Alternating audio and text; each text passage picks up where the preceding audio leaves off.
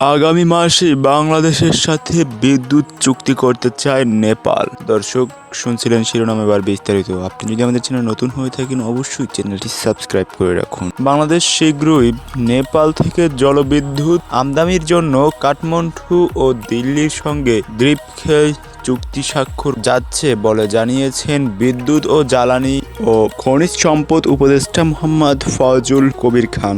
এই চুক্তির আওতায় ভারত সঞ্চার লাইনের মাধ্যমে নেপাল থেকে 40 মেগাওয়াট বিদ্যুৎ নেমে আসবে বাংলাদেশ। আর এই বিদ্যুৎ রপ্তানির জন্য আগামী 3 অক্টোবর বাংলাদেশের সঙ্গে চুক্তি করতে আগ্রহ দেখিয়েছে দেশটি।